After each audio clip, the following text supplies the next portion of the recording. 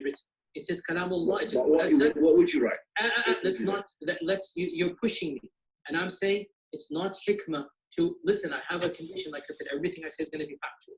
If I wanted to do tawdi and whatnot, I would do it right now in front of you. Pause. The Quran is the... Okay, that's important. So let me just explain some of the things that they're saying. So when Mohammed Hijab is asking him the question, he's saying, again, munazzal is something that's revealed or divinely inspired by God. And he's saying, if you were given a blank mushaf, basically like a blank, sheet of paper or like a blank book, would you be able to write down what the revelation that God gave to Muhammad? Would you be able to write that down on that mushaf? And he's saying that's hard to answer. It's not that easy. He's saying it's not that easy. Now, what he's saying right here, Tawriya is it's like you know how Sunni Muslims are always accusing the Shia of doing taqiyya and lying and stuff like that. Tawriya is the Sunni version of lying, basically permissible form of lying. And he said right here, I can do Tawriya. I don't need to do that right now. Imagine if the shoe were on the other foot and we had a New Testament scholar being interviewed. Wait. Yeah. Wait. He actually said I could do lying here? I could lie right now, but I don't have to. Yeah, that's what Tawriya means. Let me replay. He says it in rewind that. Yeah. He says it in Arabic, but that's what Tawriya means. Yeah, let me replay that. What would you write? You're pushing me, and I'm saying it's not hikmah to listen. I have a condition, like I said, everything I say is going to be factual. If I wanted to do tawdi and whatnot, I would. Is that it? Yeah. One more time. He says no. Right now, 5 seconds. Go. 5 seconds. If I wanted to do tawdi and whatnot, I would do it right now in front of you. There is no need for tawdiya. The Quran. Right there. Tawdiya. Yeah. So he's admitting that he could be lying right now. Right. Yeah. And it would be perfectly acceptable. It would be perfectly acceptable. Even when doing scholarship. Even when doing scholarship about the Quran, he's saying I could lie to you right now. In other words, he's saying, look, you're asking me this question. I'm going to give you a blank mushaf. Write down the word of God on there. He said, I could lie to you right now. In other words, he's saying, I could say yes. I could say to you, yes, I could write down the word of God, but that would be lying. He said, I don't need to do tawriya though. I don't need to do tawriya. That's a Sunni doctrine. Yeah, go ahead, Ariel. What's up? Would you be able to explain what the difference is between what the Shia would consider permissible in terms of lying and the Sunnis? Yeah, well, in this context, so Muslims they have a lot of on the surface level, Islam looks like it's maybe something might look like permissible, moral or something like that. I'm going to say moral. Like, for example, the Quran might say, do not say lies or do not bear falsehood or whatever it is, don't lie. And that sounds nice. But then once you get into the nitty gritty, once you get into the details, what they actually mean is there are permissible forms of lying, but not just outright lying. And the example that one of the sheikhs give is now this is a Sunni, so this is gonna be the differences that Muslims are. This is an example that he gave. He wrote a fatwa on it, and I can give anyone the information. Any Muslims who challenge this and they say it's not true, or any Christian who wants to do some research on this, he gives a fatwa, which is like a ruling, and he says. خلينا نشوف بعض الأمثلة، وهذه وردت مثلا في إسلام ويب فتوى رقم 29954. يقول السائل: أنا أعمل في صيدلية، يأتي أناس للسؤال عن صرف، يعني فكة، عايزين الصرف. تعرف أنه أغلبية اللي بيشتغلوا في المشاريع الصغيرة بيحتاجوا دايما الفكة حتى يتعاملوا مع الزبائن. فأحيانا بيجي واحد وأنت محرج تعطيه الفكة لأنك تريدها وفي نفس الوقت لا تريد أن تكذب. فهذا السائل يقول هذا الأمر، فأخبرهم أنه لا يوجد بينما يوجد، وأكون في حاجة لهذا الصرف من أجل العمل، فهل أنا آثم وماذا أفعل؟ لاحظوا جواب كل الفتاوى بيبتدي بالعبارة الأولى: الكذب حرام، وبعدين بيعطيك الحل اللي هو بينفي كل اللي قاله في الأول.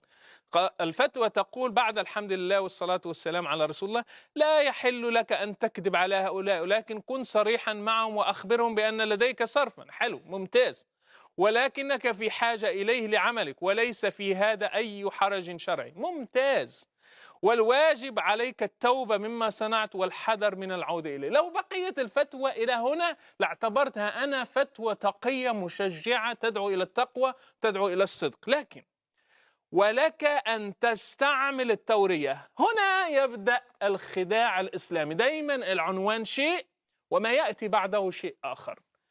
بأن تجيبهم بما يفهمون منه عدم وجود الصرف عندك، كأن تقول مثلا لا يوجد، وتقصد أنه لا يوجد صرف زائد على حاجتك.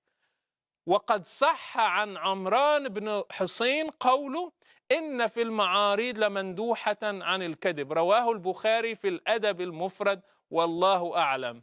إذن رجع المفتي لنفس الشيء، تقول له إنه مش موجود، لكن أنت تقصد إنه ليس عندي صرف فوق الحاجة، وهو فهم منها إنه مش موجود عندك أي صرف، فأنت اجتنبت الكذب بطريقة شرعية.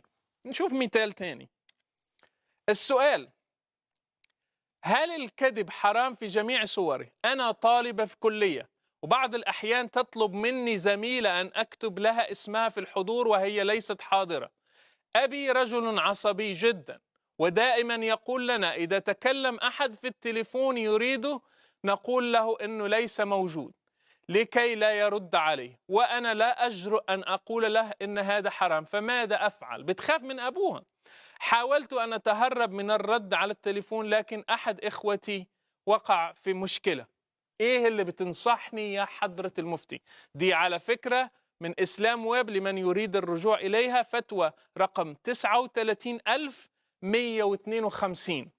تقول الفتوى، طبعا بعد الحمد لله والصلاة إلى آخره: الكذب حرام. دايما العنوان يعني بيبتدوا بالعنوان الكبير: الكذب حرام، ولا يرخص في الكذب إلا لضرورة أو حاجة، ويجب أن يكون ذلك في أضيق الحدود بحيث لا توجد وسيلة أخرى مشروعة تحقق الغرض إلى آخره. ومن الوسائل المشروعة التي تحقق الغرض دون وقع في الكذب ما يسمى بالمعاريض، حيث تستعمل كلمة تحتمل معنيين يحتاج الإنسان أن يقولها، فيقولها قاصدا بها معنى صحيحة بينما يفهم المستمع معنى آخر. ومن ذلك أن تقولي عن أبيك إنه غير موجود، قولي لهم إنه غير موجود، وتقصدين إنه غير موجود أمامك أو في غرفتك ونحو ذلك. يعني قولي لهم إنه مش موجود، لكن أنت اقصدي بداخلك إنه مش موجود في غرفتك، وأنت كده تجنبتي، احتلتي على ربنا واحتلتي على الناس، وده مباح في الإسلام. خلينا نشوف فيديو للشيخ محمد حسان بيشرح هذا الأمر بطريقة رائعة. ما حكم المعاريض وما الفرق بينها وبين الكذب؟ الكذب واضح، الكذب واضح، وهو الإخبار عن شيء يخالف الواقع، هذا هو الكذب. أما المعاريض المراد بها التورية. بمعنى إيه؟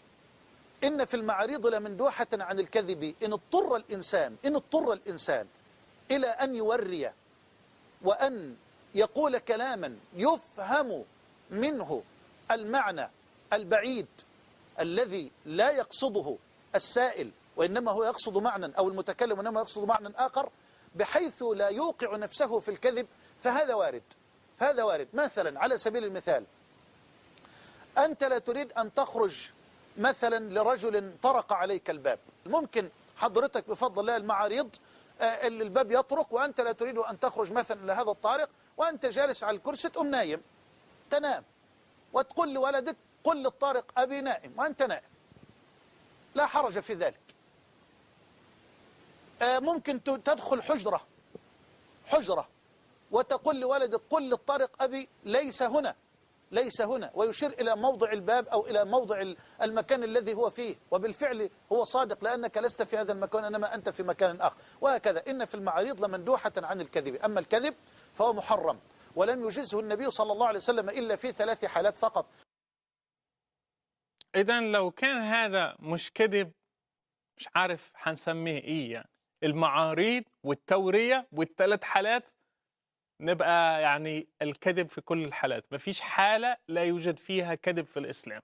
In English, that's called mental reservation. There's actually an interesting parallel debate in medieval Catholicism about the permissibility of what you just mentioned. Mental reservation is when you reserve your true meaning, but you give like an ambiguous sentence. Exactly. That you express. Yeah. That's exactly it. Exactly. Yeah. Yeah, and that's the translation. That's what Torah actually means. It's like ambiguous or ambiguity. Part of the oath that officers in our military have to take today. Say that again, Eric. Go ahead. That's actually part of the oath that our officers take in our military today is that they have to swear that even something about that, even with mental reservation, they take this oath freely without something and then mental reservation. So Oh yeah.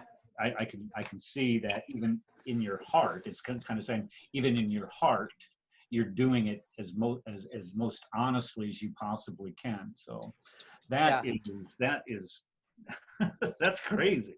Yeah, this is really crazy, right? Yeah. Okay. So why would he need to say this? Why would he need to say this if he's basically saying I could lie to you right now and I could tell you that I could write down the Quran, but that's not true. Well, he pushed, I mean, you notice 3 times he pushed back on him and said, Yeah. "Hey, back up, buddy." And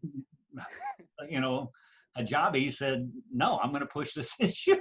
Gee, I mean, and he ends up being the one that kind of bites him in the end. Because why? Because he ends up deleting this because this is so damaging.